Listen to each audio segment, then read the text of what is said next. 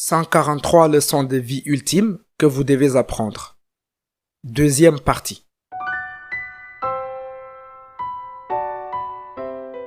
21. Tout passera.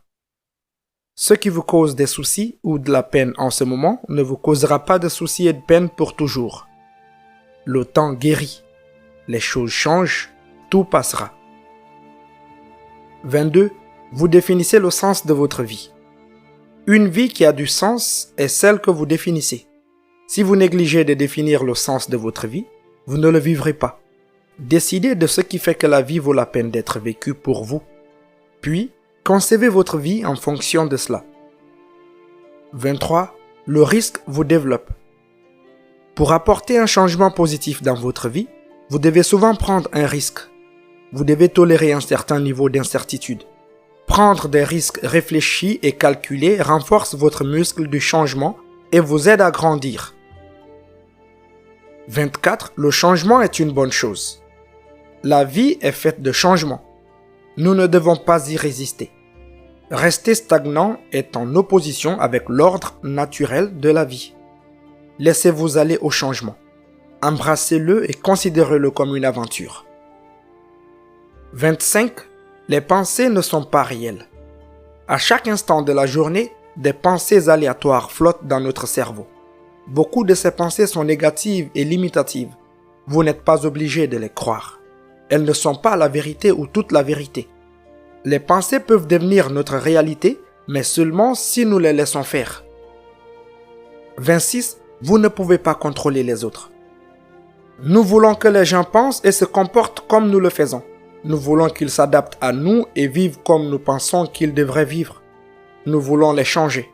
Mais avec la prise de conscience, nous réalisons que nous ne pouvons pas et ne devons pas essayer de contrôler les autres. Au lieu de cela, embrassez la différence et honorez les caractères uniques des personnes qui font partie de votre vie. 27. Votre corps est un temple. Nous avons tous quelque chose ou beaucoup de choses que nous détestons dans notre corps. Mais votre corps abrite votre essence même. Traitez votre corps avec respect et attention pour la manière efficace et merveilleuse dont il prend soin de vous. Même s'il y a des parties de votre corps que vous n'aimez pas, concentrez-vous sur votre corps avec un sentiment d'amour et de gratitude. 28. Le toucher guérit. Le toucher physique est guérisseur et intime. Il nous lie à d'autres personnes et soulage le stress et l'anxiété. Il présente une myriade de bienfaits pour la santé, comme la réduction du rythme cardiaque et l'amélioration du système immunitaire. Un toucher attentif et aimant avec ceux que vous aimez est un cadeau qui doit être partagé. 29. Vous pouvez y faire face. Tout ce que vous pensez ne pas avoir géré, vous le pouvez en réalité. Vous avez plus de force, plus de résilience et plus de sagesse intérieure que vous ne le pensez. Vous vous en sortirez et vous survivrez. Et peut-être même que vous en serez meilleur. 30. La gratitude multiplie le bonheur. Se concentrer consciemment sur ce que l'on a plutôt que de penser à ce que l'on n'a pas est une bien meilleure utilisation de la matière grise. La gratitude favorise la positivité et le bien-être. 31. L'intuition compte. Votre jugement est important, mais votre intuition le suralimente.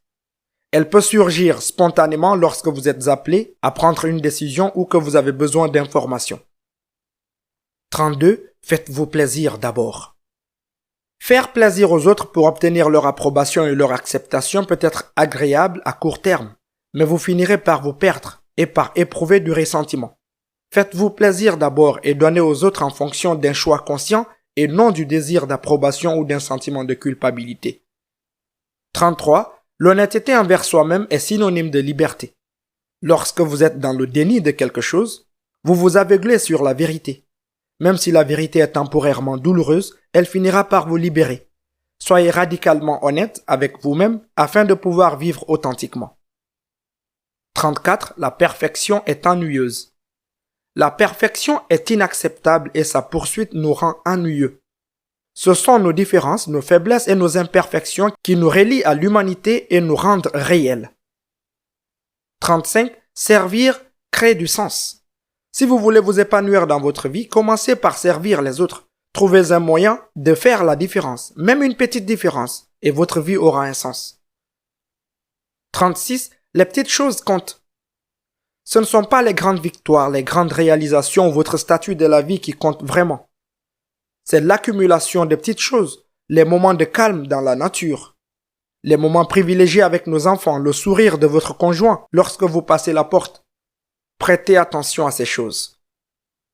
37. L'apprentissage est éternel. Il y a tellement de choses à apprendre et à explorer au cours de notre courte vie. Profitez-en pour apprendre chaque jour. Mettez-vous au défi d'acquérir une nouvelle compétence, de lire quelque chose de différent, de suivre un cours. L'apprentissage permet à notre esprit de rester actif et vif, même à un âge avancé. 38. Le vieillissement arrive. Notre corps vieillit, c'est une vérité à laquelle nous ne pouvons échapper. On peut réussir à bien vieillir en faisant de son mieux avec ce qu'on a. Au-delà de cela, faites de votre mieux pour laisser tomber. Profiter de la vie est le meilleur antidote au vieillissement. 39. Le mariage change.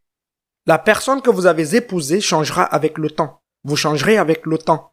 Avec un peu de chance, vous changerez dans le même sens ou vous en viendrez à aimer les changements chez l'autre personne. Ne laissez pas ces changements vous prendre par surprise. Si les changements commencent à vous éloigner l'un de l'autre, prenez des mesures dès que possible pour combler le fossé. 40. L'inquiétude ne sert à rien. L'inquiétude n'est utile que si elle mène directement à une solution. Mais la nature même de l'inquiétude implique qu'elle ne le fait pas. Vous vous inquiétez de « et si » qui ne sont pas réels, et l'inquiétude elle-même crée du stress et des symptômes physiques qui sont une véritable raison d'angoisse. Apprenez à gérer vos pensées inquiétantes. 41. Guérissez vos blessures. Ne laissez pas la douleur de votre passé ou de votre présent perdurer et vous faire souffrir. Ne l'étouffez pas et ne prétendez pas qu'elle n'a pas d'importance quand elle en a. Cherchez le soutien d'un professionnel formé pour vous aider à guérir et à renouveler votre santé émotionnelle. 42. La simplicité est préférable. Une vie pleine de complications, d'obligations et d'un emploi du temps surchargé rend la vie plus difficile et plus stressante. Une vie plus simple, à tout égard, vous donne plus d'espace pour la joie, l'authenticité et l'engagement. 43. Faites le travail. Si vous voulez quelque chose dans la vie, vous devez faire le travail nécessaire pour l'obtenir. Il y a rarement de raccourcis. Mais malheureusement, c'est le travail qui procure le plus grand sentiment d'accomplissement. Le processus est plus intéressant que le résultat. 44. Il n'est jamais trop tard. C'est une excuse pour ne pas essayer. On peut accomplir de grandes choses à tout âge. Se dire le contraire est un moyen sûr de rester bloqué et frustré. 45.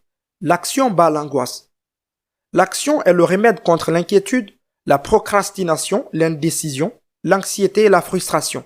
Arrêtez de penser et agissez. Et vous créerez un élan qui vous mènera à quelque chose de précieux, ou au moins à la guérison de votre agitation. Voilà les amis, c'est tout pour cette deuxième partie. On se retrouve dans la troisième partie.